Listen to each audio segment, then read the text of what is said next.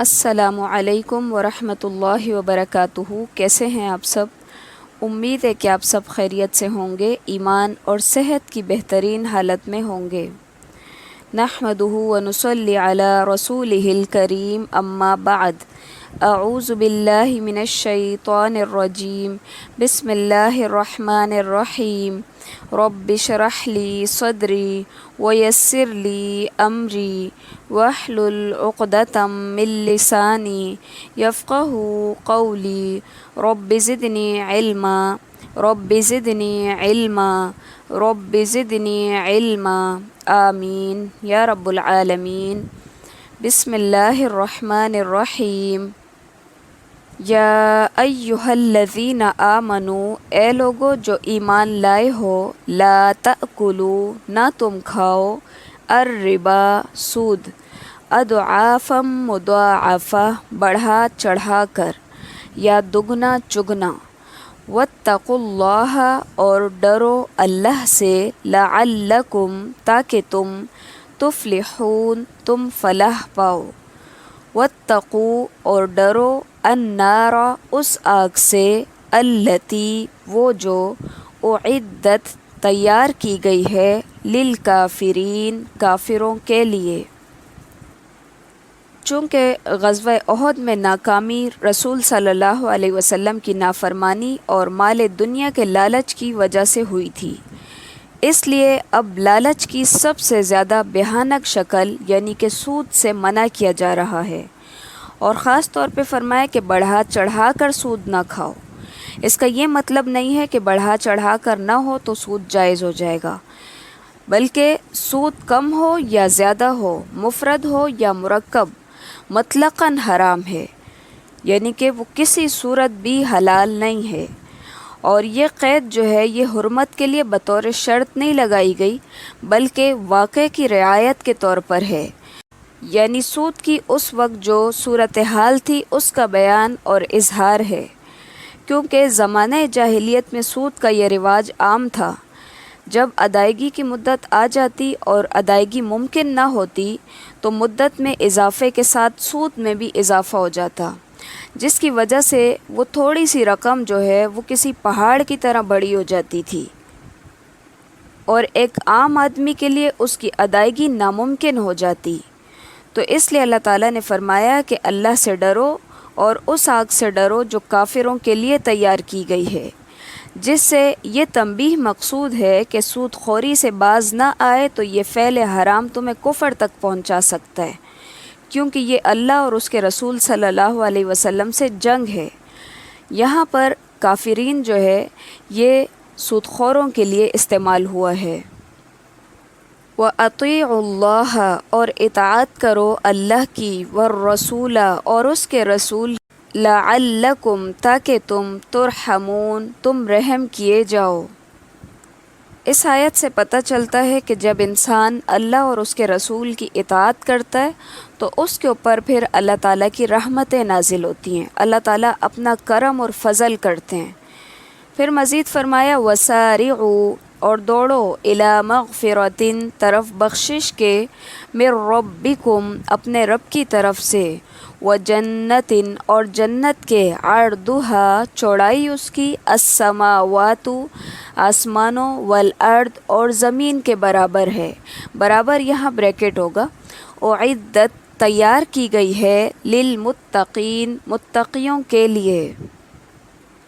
مال و دولت اور دنیا کے پیچھے لگ کر آخرت تباہ کرنے کے بجائے اللہ اور اس کے رسول کی اطاعت کا اور اللہ کی مغفرت اور اس کی جنت کا راستہ اختیار کرو،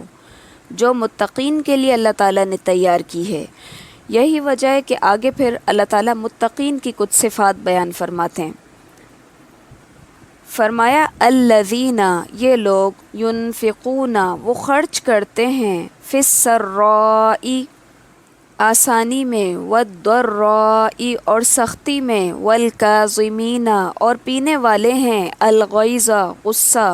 والعافین، اور معاف کرنے والے ہیں، عن الناس، لوگوں کو، واللہ، اور اللہ، یحب، محبت رکھتا ہے، المحسنین، احسان کرنے والوں سے۔ متقیوں کی یہ صفات بیان کی گئی ہیں کہ وہ ہر حال میں اللہ تعالیٰ کے راستے میں خرچ کرتے ہیں، مثلاً غم کے موقع پر بھی، خوشی کے موقع پر بھی، تنگی کے موقع پر بھی، آسانی کے موقع پر بھی۔ اور اسی طرح پھر آگے ان کی یہ بھی صفت ہے کہ والکاظمین الغیظ، غصے کو پینے والے، جو کہ ایک بہت ہی مشکل کام ہے، یعنی جب غصہ ان کو بھڑکاتا ہے تو وہ اس کو پی جاتے ہیں، وہ غصہ نہیں نکالتے، کیونکہ غصہ جو ہے یہ بہت ہی خراب چیز ہے۔ اس کی وجہ سے انسان کے منہ سے بعض اوقات ایسے الفاظ نکل جاتے ہیں جو کہ عام زندگی میں وہ نہیں نکالنا چاہتا، یا وہ الفاظ اللہ تعالیٰ کے پسندیدہ الفاظ نہیں ہوتے، اللہ تعالیٰ کو وہ الفاظ پسند نہیں آتے۔ تو اسی لیے بہتر یہ ہے کہ انسان غصے کے وقت اگر خاموشی اختیار کر سکتا ہے تو خاموشی اختیار کر لے، ورنہ یہ کہ نبی صلی اللہ علیہ وسلم نے فرمایا کہ اگر وہ بیٹھا ہوا ہے تو وہ لیٹ جائے، لیٹا ہوا ہے تو وہ کھڑا ہو جائے، یعنی کہ وہ اپنی پوزیشن کو چینج کر لے۔ پوزیشن چینج کرنے سے اس کا جو غصہ ہے وہ ختم ہو جائے گا۔ اور ویسے بھی کسی بھی طرح کے جو جذبات ہوتے ہیں وہ 14 منٹ سے زیادہ باقی نہیں رہتے، تو ان 14 منٹ کے اندر اندر انسان کو اپنی حالت کے اوپر قابو پانا ہے، یعنی کہ ابتدائی جو 14 منٹ ہیں ان کے اندر اگر کوئی شخص اپنے کسی بھی طرح کے جذبات پہ قابو پا لیتا ہے تو آگے پھر خیر ہوتی ہے۔ تو اسی طرح غصے کے اوپر بھی کنٹرول کرنے کے لیے بہتر ہے کہ ابتدائی جو 14 منٹ ہیں ان کو انسان کنٹرول میں کر لے، یعنی یا تو اپنی جگہ چینج کر لے، وہاں سے چلا جائے، کوئی کام کرنے لگ جائے، یا جو ہے وہ اپنی پوزیشن چینج کرے، اور یا اس کے علاوہ وضو کر سکتا ہے، یعنی کہ کیونکہ غصہ جو ہے یہ شیطان دلاتا ہے، اور شیطان تو آگ سے بنا ہے، تو لہٰذا پھر یہ کہ اگر انسان وضو کرے تو بھی اس کے غصے کے اوپر فرق آتا ہے، غصہ کم ہوتا ہے، پانی پی سکتا ہے۔ تو یعنی کہ مختلف ٹپس ہیں جو کہ ذرا غصہ کم کرنے کے لیے ہیں۔ تو یہاں پر اللہ تعالیٰ نے خاص طور سے متقین کی صفات کے اندر یہ صفت بھی بتائی ہے کہ وہ غصہ جو ہے اس کو پی جاتے ہیں، اور پھر لوگوں سے وہ انتقام نہیں لیتے بلکہ ان کو معاف کر دیتے ہیں۔ والعافین عن الناس، یعنی کہ درگزر کرنے والے ہیں لوگوں سے۔ تو اللہ تعالیٰ پھر ایسے ہی لوگوں سے محبت کرتا ہے جو احسان کرنے والے لوگ ہوتے ہیں۔ پھر مزید صفات متقین کی فرمایا والذین اذا فعلوا، اور یہ وہ لوگ ہیں جب ان سے ہو جاتا ہے فاحشتاً کوئی بے حیائی، او ظلموا، یا وہ ظلم کر بیٹھے، انفسہم اپنی جانوں پر، ذکر اللہ ذکر کرتے ہیں اللہ کا، فاستغفروا تو وہ بخشش مانگتے ہیں، لذنوبہم اپنے گناہ کی، ومن یغفر اور کون بخش سکتا ہے، الذنوب گناہوں کو، الا اللہ سوائے اللہ کے، ولم یصروا اور نہیں وہ اصرار کرتے، علی اوپر، ما جو، فعلوا انہوں نے کیا، وہم اور وہ، یعلمون وہ جانتے ہیں۔ یعنی جب ان سے بتقاضۂ بشریت کسی طرح کی کوئی غلطی ہو جاتی ہے، کوئی گناہ کا ارتکاب ہو جاتا ہے، تو اس کے اوپر اڑے نہیں رہتے بلکہ فوراً سے توبہ اور استغفار کا اہتمام کرتے ہیں، تو اللہ تعالیٰ بھی پھر ایسے لوگوں کو معاف کر دیتا ہے، کیونکہ توبہ کی شرائط میں سے ہے کہ اس گناہ کو چھوڑ دیا جائے، اس کے اوپر اصرار نہ کیا جائے۔ تو ایک متقی شخص یہ نہیں کہا گیا کہ وہ گناہ کرتا نہیں ہے، گناہ کرتا ہے، ہو جاتا ہے اس سے، کیونکہ وہ انسان ہے، لیکن وہ اس کے اوپر اللہ تعالیٰ سے معافی کا طلبگار ہوتا ہے، اور اس گناہ کے اوپر وہ اڑا نہیں رہتا، اصرار نہیں کرتا، بار بار اس گناہ کا ارتکاب نہیں کرتا، تو اللہ تعالیٰ بھی پھر ایسے لوگوں کو معاف کر دیتے ہیں۔ اولئک یہی لوگ ہیں، جزاؤہم بدلہ ان کا، مغفرۃ بخشش ہے، من ربہم ان کے رب کی طرف سے، وجنات اور باغات، تجری بہتی ہیں، من تحتہا اس کے نیچے سے، الانہار نہریں، خالدین فیہا وہ اس میں ہمیشہ رہیں گے، ونعم اور کتنا اچھا ہے، اجر بدلہ، العاملین عمل کرنے والوں کا۔ یعنی کہ ایسے ہی متقی لوگوں کے لیے اللہ تعالیٰ کی طرف سے بخشش ہے اور جنت ہے۔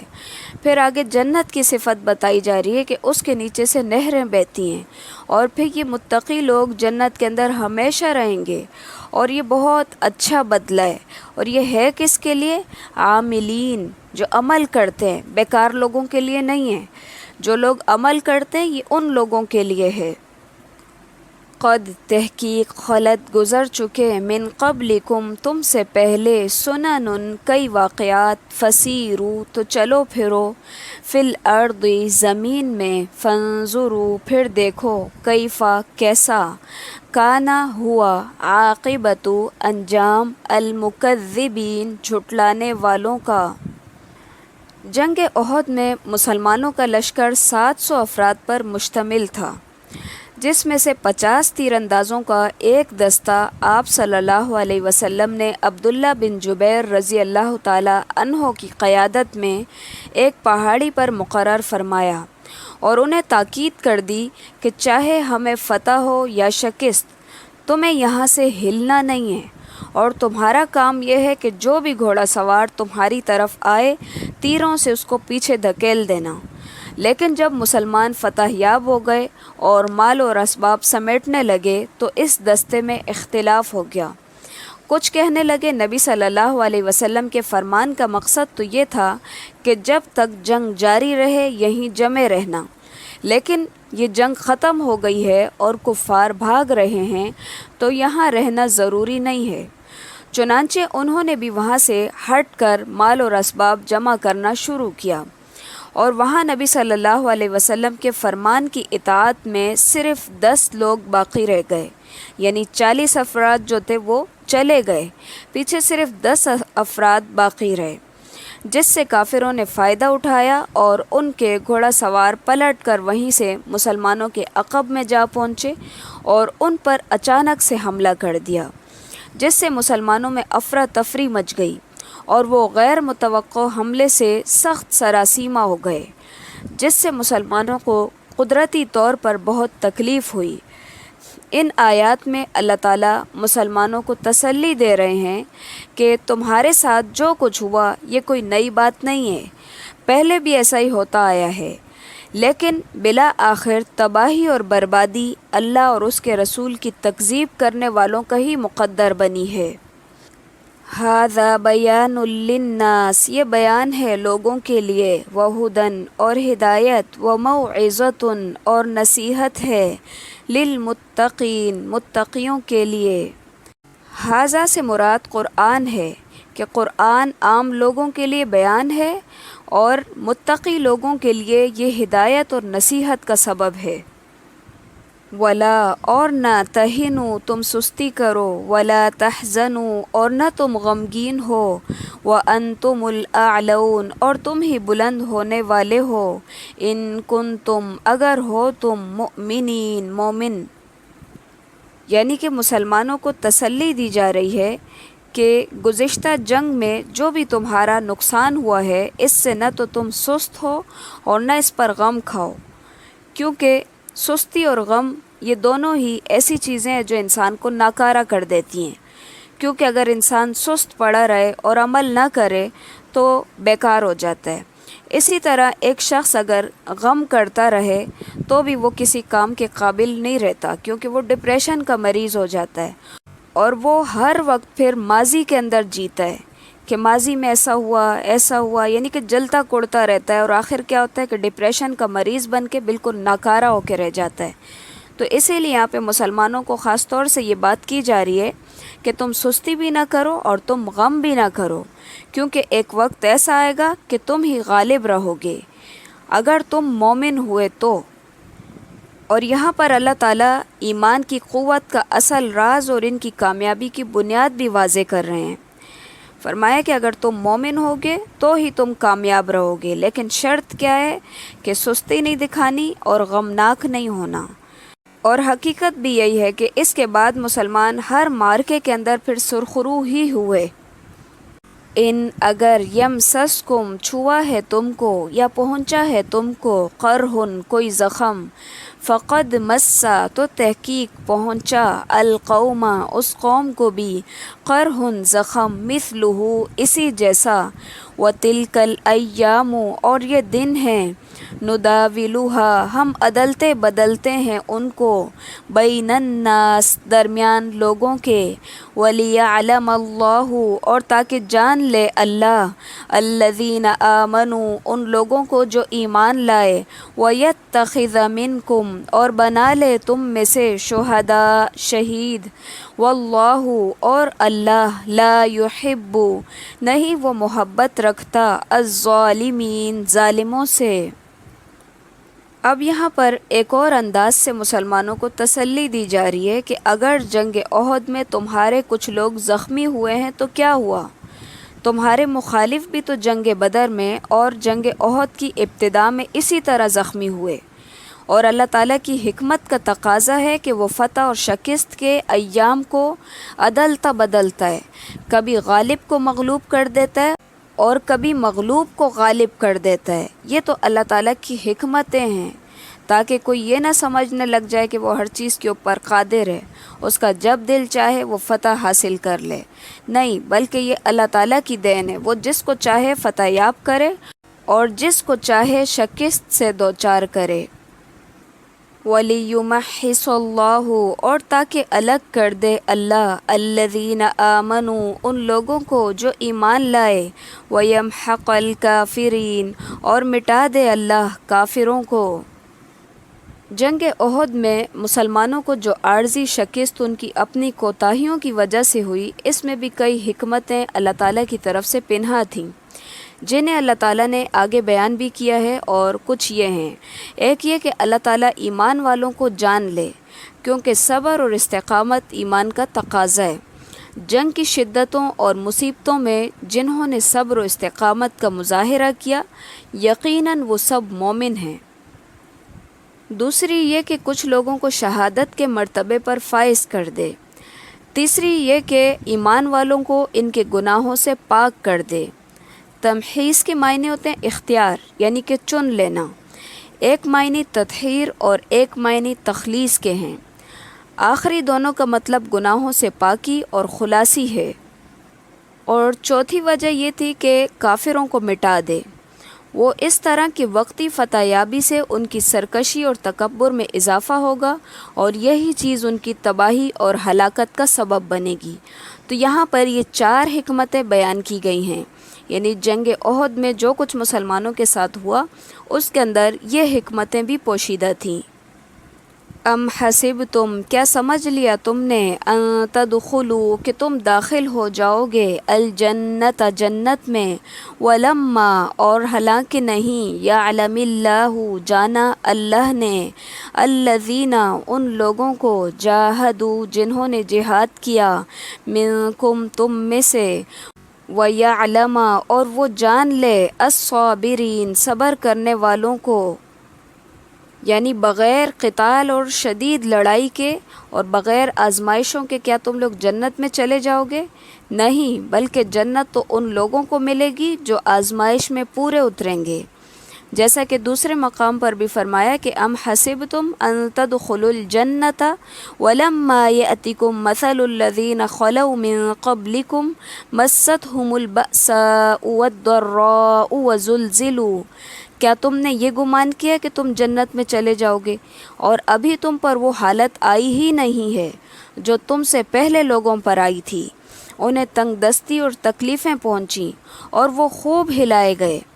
مزید ایک جگہ یہ بھی فرمایا کہ احسب الناس ان یترکوا ان یقولوا آمنا وهم لا یفتنون کیا لوگ یہ گمان کرتے ہیں کہ انہوں نے صرف یہ کہہ دیا کہ ہم ایمان لائیں اور ان کو چھوڑ دیا جائے گا، ان کی کوئی آزمائش نہیں کی جائے گی؟ ایسا نہیں ہوگا، بلکہ آزمائش لازمی ہوگی۔ اللہ تعالیٰ پہلے پرکھے گا کہ کون ہے جو اس کے راستے میں سچا ہے اور کون ہے جو وقتی طور پر اس کا راستہ اختیار کیے ہوئے ہے۔ وَلَقَدْ اور البتہ تحقیق تم تمنونا تم تمنا کرتے الموت موت کی من قبلی اس سے پہلے ان تلقوہ کہ تم ملتے اس سے فقد تو تحقیق رأیتموہ تم نے دیکھ لیا اس کو، وانتم اور تم تنظرون تم دیکھ رہے تھے۔ یہ اشارہ ان صحابہ کی طرف ہے جو جنگ بدر میں شریک نہ ہونے کی وجہ سے ایک احساس محرومی رکھتے تھے اور چاہتے تھے کہ میدان کارزار گرم ہو تو وہ بھی کافروں کی سرکوبی کر کے جہاد کی فضیلت حاصل کریں۔ انہی صحابہ نے جنگ احد میں جوش جہاد سے کام لیتے ہوئے مدینہ سے باہر نکلنے کا مشورہ دیا تھا، لیکن جب مسلمانوں کی فتح کافروں کے اچانک حملے سے شکست میں تبدیل ہو گئی،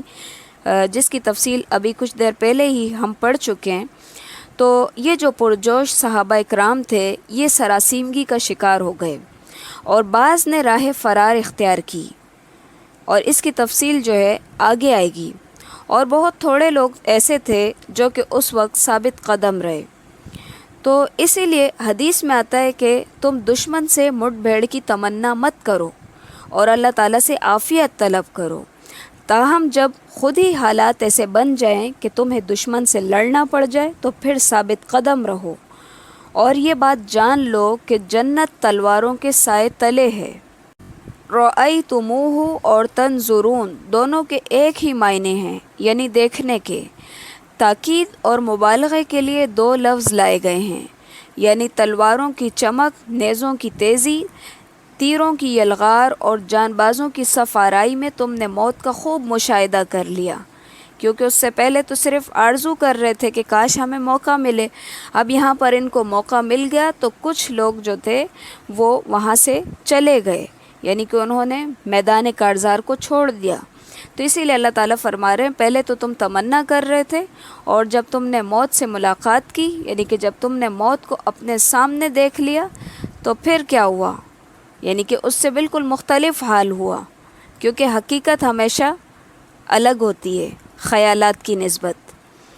تو اسی کے ساتھ ہمارے آج کے لیسن کا اختتام ہے۔ سبحانک اللہم و بحمدک نشہد ان لا الہ الا انت نستغفرک و نتوب الیک۔ السلام علیکم ورحمۃ اللہ وبرکاتہ۔